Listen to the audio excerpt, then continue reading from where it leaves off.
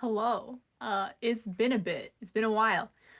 Um, so as explanation, as I fiddle with uh my brushes and figure out what I'm doing, I haven't drawn anything digitally in a long while, in many moons. So explanation time. I was under for the past like year and a half. I've been in an internship, um, helping like set up and run a gallery and stuff like that. Not set up. Well, we put up shows. It was not a new gallery when I was there. Um, and I finally decided I was gonna end it. I was really homesick, so I moved back home. And what I've learned about myself over the years is that whenever I make a big life change, like suddenly moving, I have art block for like way too long. It's unacceptable, really. So that happened. So yeah, that's why you haven't heard me speak or seen any new digital illustrations. I've still been doing little doodles. Those take a lot less out of me.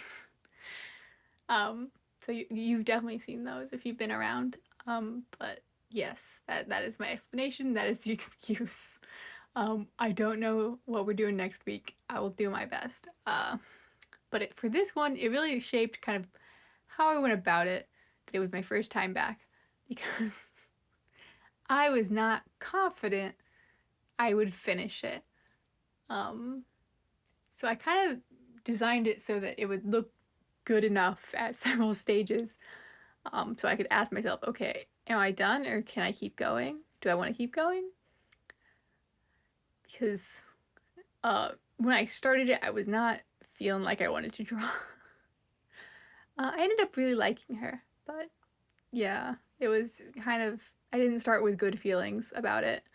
Um, so I'm starting with kind of the sketch, and I'm calling this a sketch, the finished one too, even though it's colored, because I don't do like a complete line art for it. I don't clean it up the sketch completely. I do a little bit, but you still do see a lot of those sketchy lines. So eh, it's a sketch. It's not fully rendered, um, which is kind of on purpose. Like I designed it where it would have a few different stopping points, and the first stopping point was really just like, okay, get the lines in. The lines are like this blue, this like navy blue, and if you do it right, it'll look good anyway.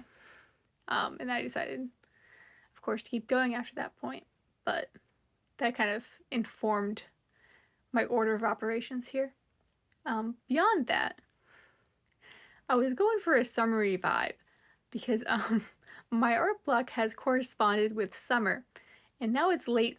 It's later in the summer now, and I've missed it artistically. So I wanted this like summery aura, which I kind of went for this like fluffy hair, and it's kind of short.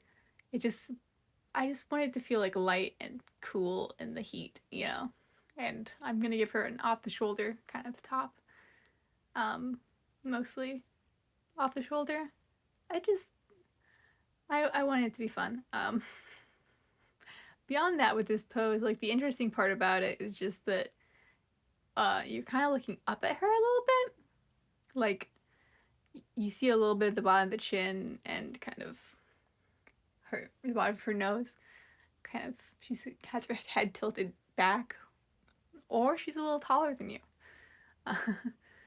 Either or, but that's not like a usual angle I go for. So if you go back to what I was doing in the face, I kind of adjusted things a lot because I was struggling with it, to make it all match up. But I've moved beyond that now. um, Now I'm kind of coming up to like the first potential stopping point. And I decided to push past it. But you kind of see what I mean, where like this looks mostly acceptable. I'm kind of adding a little bit more dimension, but it was already pretty okay. Um, but okay isn't good enough. And by that I mean I had more energy than I expected. So I just kept going. Um, yeah. So here I am. I don't know what to say about it. I didn't have a plan going in. Because I went with the navy blue. I did that because I expected to do cool tones for this one, and that did not end up being the case.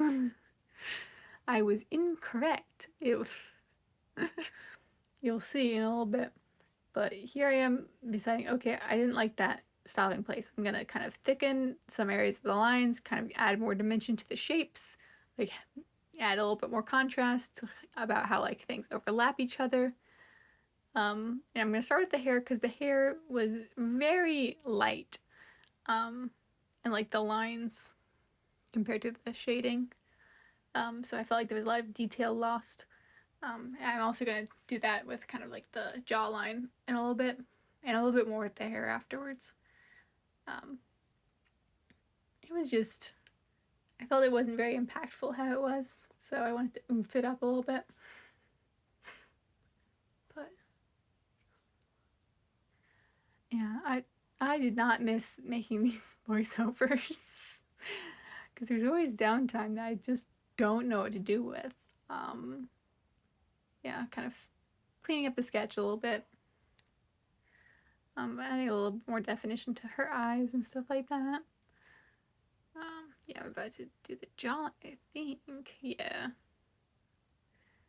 A big part of the reason this is so long, even though I don't have a whole lot to say, is that it jumps around a bit because I got in the habit of not zooming in and out a million times, which is my natural way, but I'm out of that habit now. I don't. So, like, yeah. There was the shorter one that was the music one. I felt like that was the shortest it could possibly be without being miserable to witness. And I like these to be a little bit longer so you can see a little bit more detail. So now just to fill the dead air is the issue. Here I am kind of like adjusting the background to be more of a purpley bluey. Again, I was like, obviously I'm going for like cool tones. Not obvious, not what I did at all. This skin tone ends up being more of a mid-tone. Like I add a lot of highlight to it. So her skin ends up looking very different. But I do want to point out with this coloring style, I'm not doing flats where like everything is opaque and then shading over it. I'm kind of adding the color, but the color isn't fully opaque due to the brush I'm using.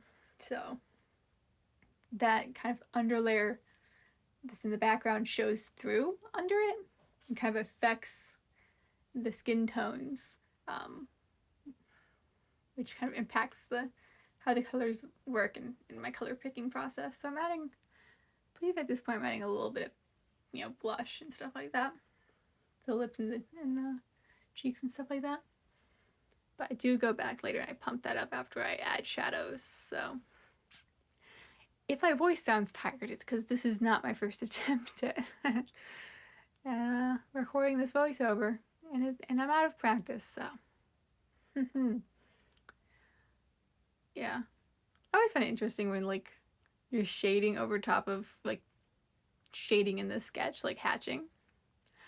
Because, like, it feels redundant. And I'm always like, do I want to get rid of the hatching? But then I'm like, that'd be a pain, and it wouldn't be, like, better. It would just be different. It wouldn't be better. So I never do, but I'm always unsure. Because it would look a lot smoother, like the shading would. But is that, like, a good thing? I don't know if it is. But here you can see what I really mean with, like, the not fully opaque. I do, in a minute, consider adding, like, highlights in different colors, like, different shades of red, and I decided against it, so. Spoilers. Oh, it's after I do the eyelashes. Yeah, so this is actually the same shade of red that I'm using for the hair that is, like, in the very center of her lips. A little tiny bit under her eyes, so just, like, a bit more opaque in places.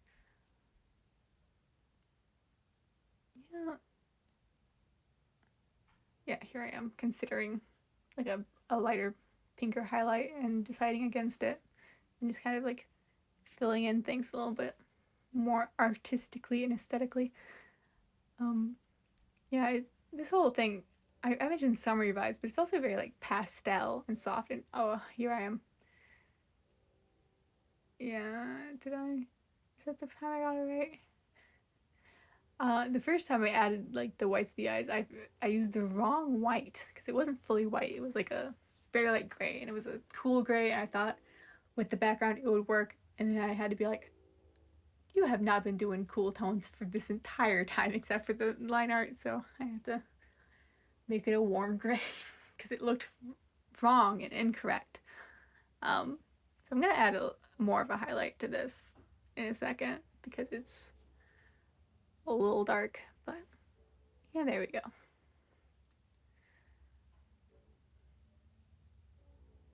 And we're coming up near the end here, so